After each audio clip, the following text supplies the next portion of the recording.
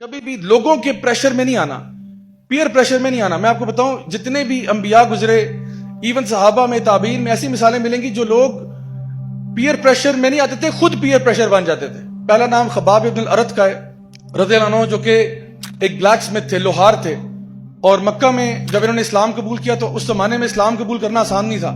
اسلام قبول کرنے کا مطلب تھا سیدھا سیدھا ٹارچر ہوں گے آپ، کیونکہ مسلمان مائنورٹی میں تھے، مشرکین مکہ میجورٹی میں تھے، اور جب ان کو پتہ چلتا کہ کوئی مسلمان ہو گیا ہے وہ ٹارچر شروع کر دیتے۔ ان کی جو مالکن تھی، جو ان کو اون کرتی تھی کیونکہ وہ غلام تھے، اس نے ان کو اس دکان پہ بٹھایا ہوا تھا کہ جی یہاں پہ آپ جو ہے نا وہ لوہے کا کام کریں۔ تو جب اس مالکن کو پتہ چلا کہ بھئی یہ تو اسلام قبول کر لیا انہوں نے، تو اس نے اپنے گنڈے اور بدماش بھجوائے کہ جا کے ذرا خباب کو نا ذرا مزہ چکھا کے آؤ کہ یہ کون ہوتا ہے اسلام قبول کرنے والا، میرے ساتھ ہوتے ہوئے یہ کون ہوتا ہے اسلام قبول کرنے والا۔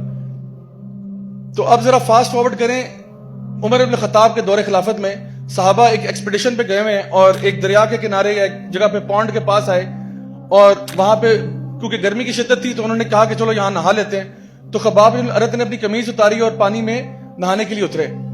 تو صحابہ نے جب خباب بن الارت کی پیٹھ دیکھی نا تو ان کے رونگٹے کھڑے ہو گئے۔ انہوں نے کہا خباب یہ آپ کی پیٹھ پہ کیا ہوا ہے؟ تو انہوں نے کہا یہ تو بہت پرانی بات ہوگی۔ انہوں نے کہا لیکن یہ ہوا کیا ہے؟ پتہ کیا تھا؟ ان کے کمر میں سوراخ ہوئے تھے، ان کی پیٹھ میں سوراخ تھے۔ انہوں نے کہا یہ خباب یہ کیا ہے؟ تو انہوں نے کہا آئیے میں آپ کو بتاتا ہوں۔ انہوں نے کہا جب میں نے اسلام قبول کیا تھا تو میری جو مالکن تھی اس نے گنڈے میری دکان پہ بھجوائے، اور انہوں نے یہ جو لوہے کے سریے ہوتے ہیں نا ان کو گرم کر کے میری پیٹھ میں گھسائے تھے، اور کہتے ہیں کہ وہ چاہتے تھے کہ میں چیخوں لیکن خدا کی قسم میں چیختا نہیں تھا کیونکہ میرے چیخنے سے ان کو لذت ملتی۔ تو میں نے کہا وہ کیوں لذت پائے میرے چیخنے پہ؟